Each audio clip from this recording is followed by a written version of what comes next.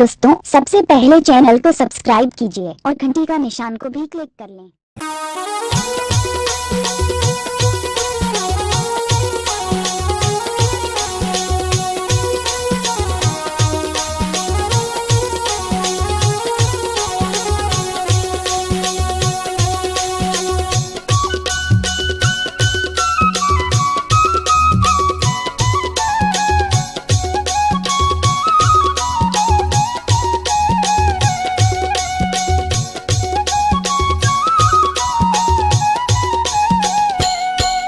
आबे आबे मोरे रानी मोर दीवानी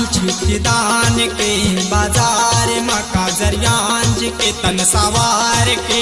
आजा बे रानी वो आजा बे रानी रे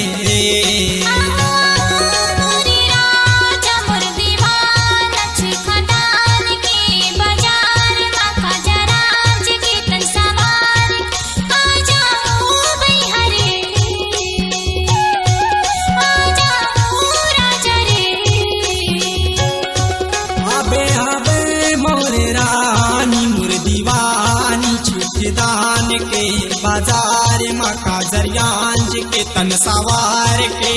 आजा बे रानी वो आजा बे रानी रे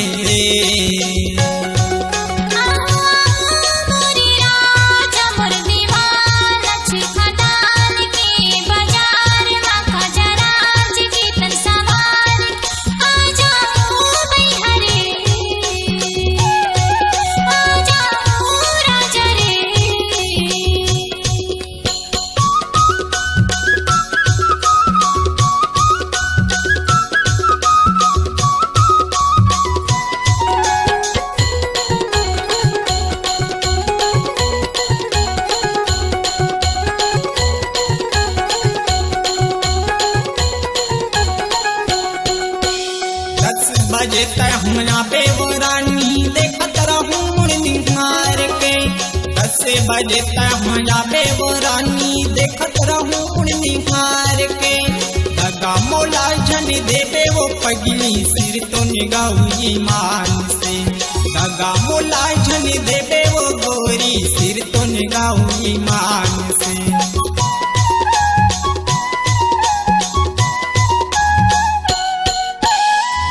बजे तहया बे वो रानी देखत रहूं मुड़ निहार के दगा मौला जन देवे वो पगली सिर तो निगाहु ईमान से दगा मौला जन देवे वो गोरी सिर तो निगाहु ईमान से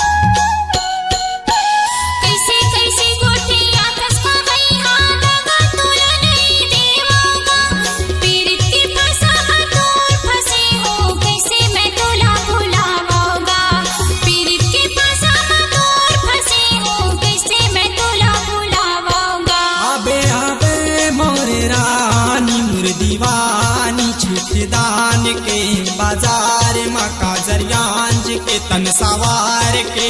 आजा बे रानी वो आजा बे रानी रे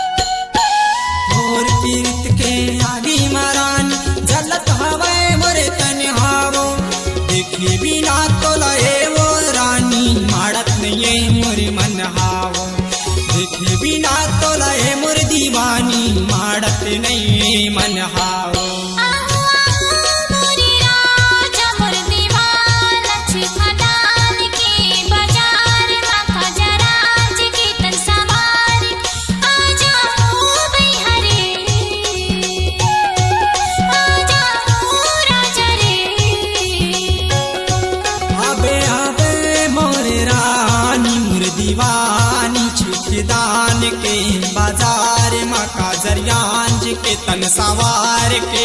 आजा बेरानी वो आजा बेरानी रे